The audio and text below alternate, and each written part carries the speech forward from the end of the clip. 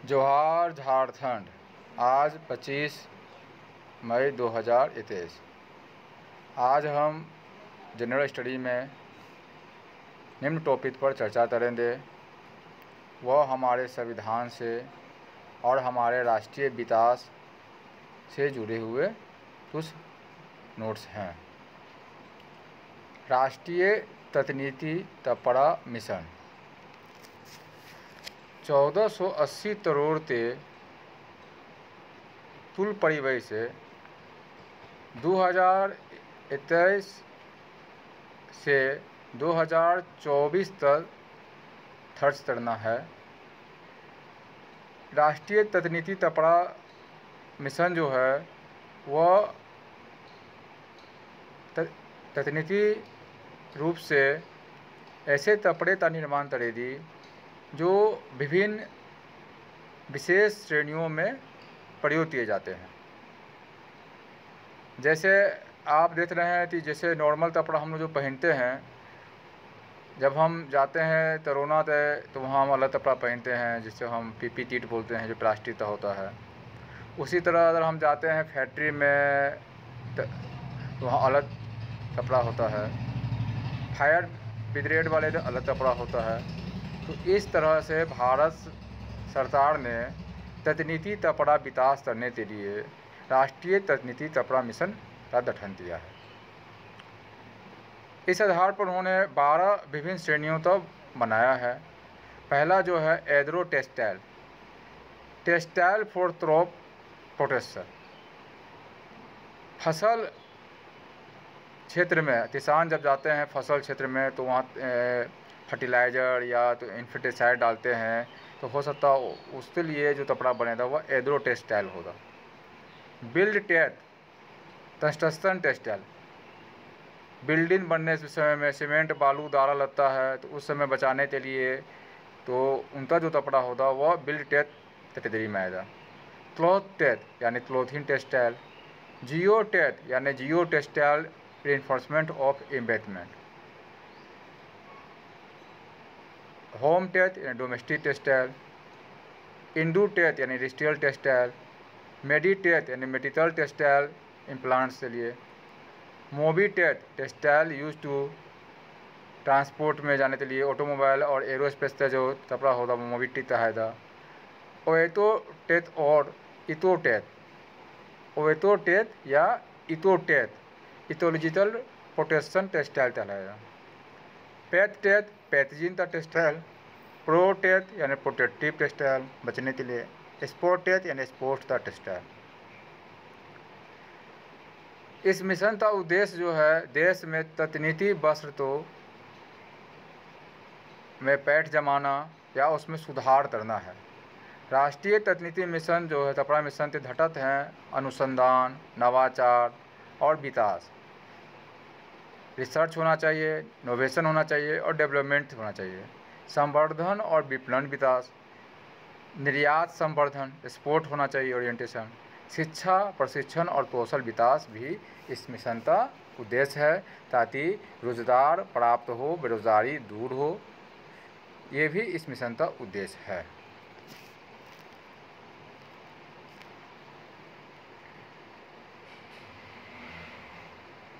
राष्ट्रीय मानवाधिकार आयोग का काम है भारत में जो मानव का जो अधिकार है वह सबको मिले, सबको समान रूप से अधिकार है, जीने का अधिकार है, प्रतिष्ठा से रहने का अधिकार है।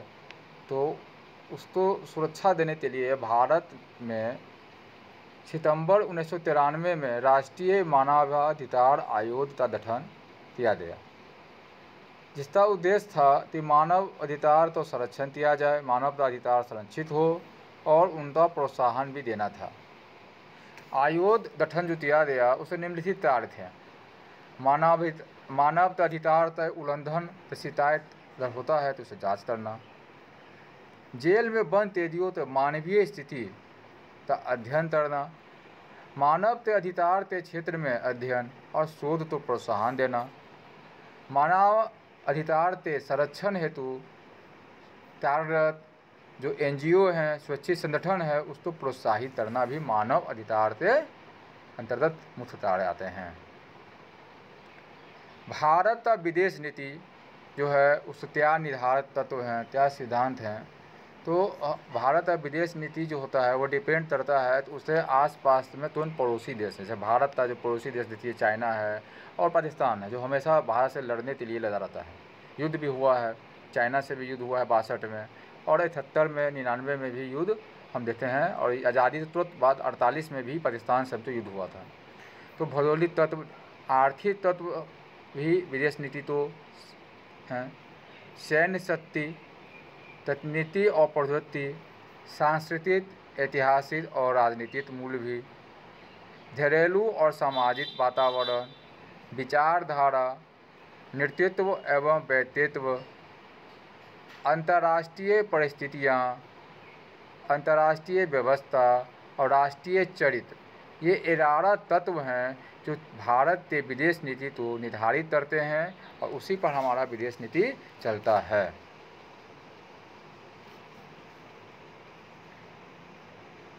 अभी के समय में हम लोग देखते हैं 4G यूज़ करते हैं, तो हम आइए जानते हैं कि ये जी क्या होता है। जी का मतलब होता है जनरेशन। द फर्स्ट जी यानी first generation network service launch 1981 में हुआ और इसका स्पीड जो था 2.4 KB पर सेकेंड था। 2G यानी सेकेंड जनरेशन नेटवर्क सर्विस 1991 में आया, लॉन्च हुआ और 2.4 KB से बढ़कर 64 KB पर सेकेंड हो गया।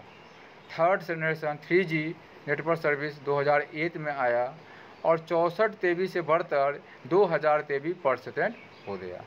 4G जिसमें अभी हम लोग जी रहे हैं, यूज़ कर रहे हैं, 4G जनरेशन 2011 में लॉन्च हुआ और 10,000 KB पर सेकेंड हो गया। 5G fifth generation network service, इसे 2021 में लॉन्च करने की तैयारी चल रही है और यह 4G के मुकाबले 1000 गुना तेज़ है। वर्तमान में देश में कुल 676 जिला में हैं, जिसमें से 645 जिला में कृषि विज्ञान केंद्र हैं। ईस्ट इंडिया कंपनी जो था कर्मचारी तो 3 श्रेणियों में बांटा था। पहला राइटर्स, फैक्टर्स और मर्चेंट्स। सबसे छोटा कर्मचारी तो राइटर्स रहते थे, बीच वाले तो फैक्टर्स और सबसे ऊपर वाले कर्मचारी तो मर्चेंट्स रहते थे। भारत सरकार देश के 17 शहरों में 178 ई वेस्ट डिस्पोजल सेंटर बना रही है।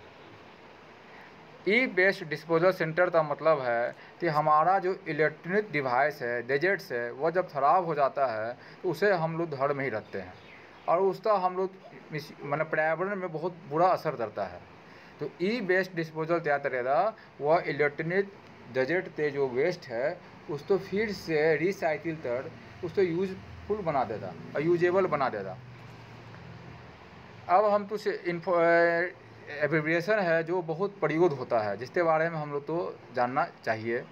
अमृत, Atal mission for rejuvenation and urban transformation, यानी अगर इसको हम कह सकते हैं यह हमारे शहरी विकास से जुड़ा हुआ कार्यक्रम है। हृदय, heritage city development and ornamental city, यह हमारा जो है हेरिटेज सिटी है, जो हमारा प्राचीन शहर है, उन सब तो डेवलपमेंट करने की योजना है। नीति, national institute for transforming India, यह नीति आयोग जिसको हम लोग कहते हैं, जो 1 जनवरी 2015 से हमारा जो इसका नोडल एजेंसी है सस्टेनेबल डेवलपमेंट गोल लक्ष्य हासिल करने में, यानी नीति निर्माण में हमारा काम करने का जो एजेंसी है, नोडल एजेंसी है, वह नीति आयोग है जिसके हेड प्रधानमंत्री होते हैं। दर्पण, digital advancement for rural post office for a new India, दर्पण जो है डिजिटल एडवांसमेंट, हमारा जो पोस्ट ऑफिस में जो डिजिटली किया जा रहा है, एनालॉग से डिजिटल बनाया जा रहा है, उसको हम शॉर्ट में दर्पण बोलते हैं। DGTR, directorate general of trade remedies, यह मतलब ट्रेड में जो हम आयात निर्यात करते हैं उसमें जो प्रॉब्लम आता है, डिस्प्यूट आता है, उसको रेमेडीज करने के लिए director general of trade remedies हैं, जिसका मई 2018 में स्थापित किया गया है।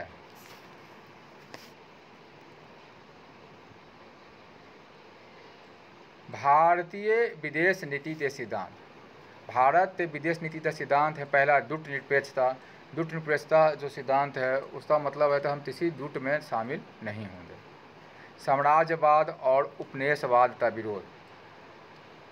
साम्राज्यवाद यानी भारत अपना साम्राज्य बढ़ाने में विश्वास नहीं करता है और न किसी देश को उपनिवेश अपना गुलाम बनाने का भी वो विश्वास नहीं करता है, यानी भारत साम्राज्यवाद और उपनिवेशवाद का विरोध करता है।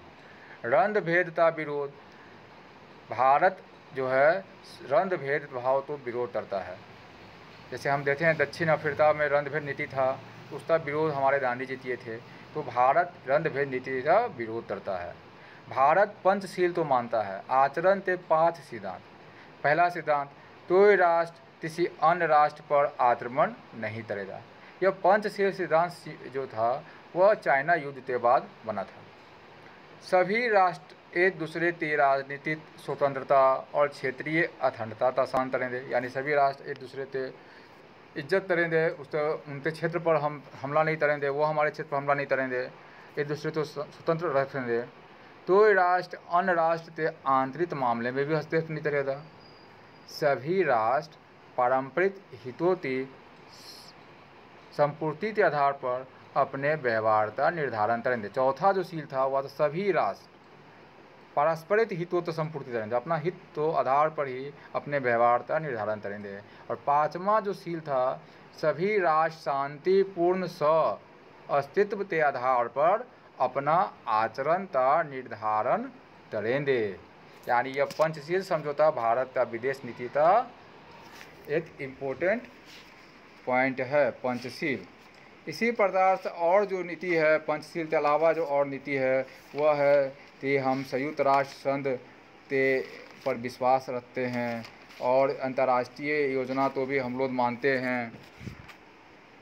इस प्रकार से भारत का विदेश नीति जो है वह वसुधैव कुटुम्बकम यानी सारा विश्व हमारा परिवार है, इस आधार पर हम लोग अपना विदेश नीति बनाते हैं। विदेश नीति के आधार पर ही भारत का संबंध अन्य देशों से होता है और विदेश नीति के कारण ही भारत जो है विश्व में अपना स्थान तो बना पाता है। तो इस प्रकार हम देख रहे हैं ये पंचशील सिद्धांत कितना महत्वपूर्ण है।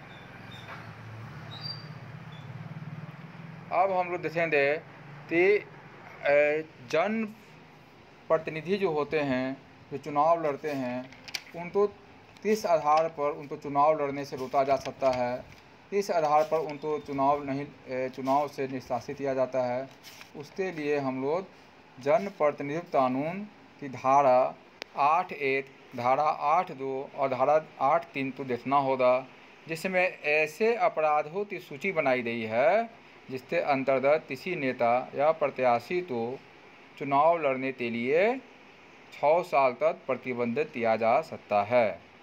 इसके अंतर्गत 2 अयोग्यता की श्रेणी है। पहला है भ्रष्टाचार निरोधक जैसे कानून, जिसमें दोषी पाए जाते ही व्यक्ति चुनाव लड़ने का अयोग्य हो जाता है।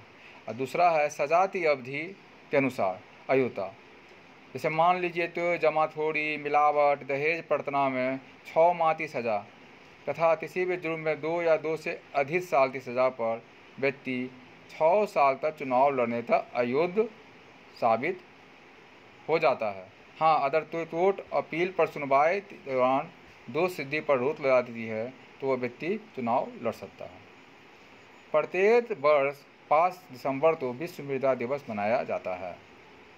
उत्खनित प्रमाणों के अनुसार पशुपालन का प्रारंभ मध्य पाषाण काल में हुआ था।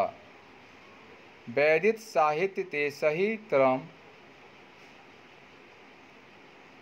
क्या है वह है, देखिए वैदिक साहित्य जो बना सबसे पहले बना, वैदिक संहिताएं जो बनी सबसे पहले ब्राह्मण बना, उसके बाद आर्यनत बना, लास्ट में उपनिषद बना। तो सबसे पहले ब्राह्मण, उसके बाद आर्यनत और अंत में उपनिषद।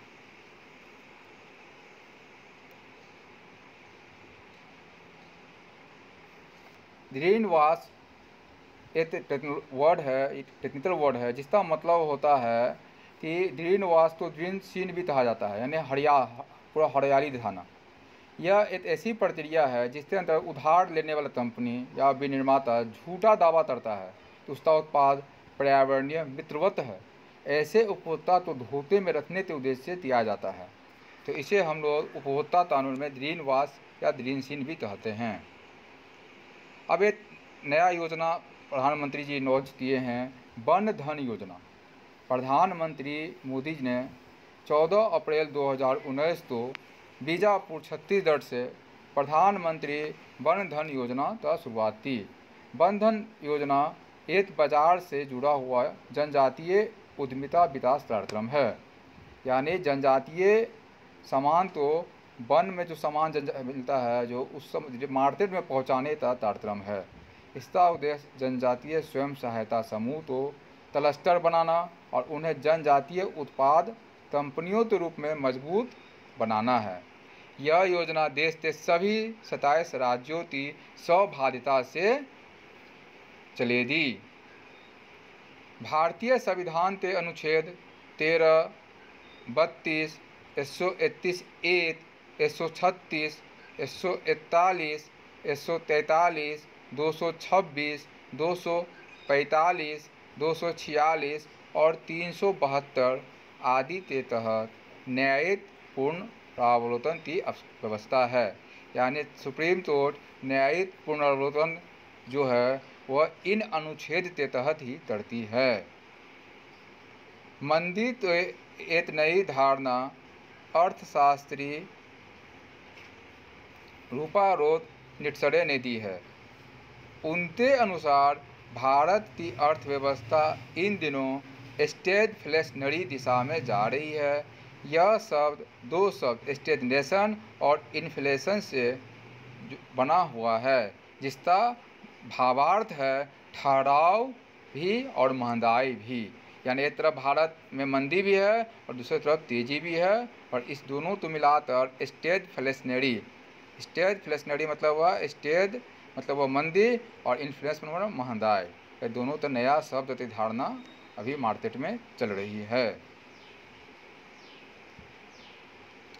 126वां संविधान संशोधन विधेयक में अनुसूचित जातियों और जनजातियों के इन सदनों में आरक्षण की अवधि को 10 वर्ष की वृद्धि जहाँ की गई है, वहीं एंग्लो इंडियन समुदाय के प्रतिनिधियों का मनोनयन का प्रावधान की अवधि में वृद्धि नहीं की गई है। 26 जनवरी 2020 में दादरा नगर हवेली और दमन द्वीप का विलय प्रभावी हुआ और इससे देश में केंद्र शासित क्षेत्रों की संख्या 9 से घटकर 8 रह गई। धन्यवाद।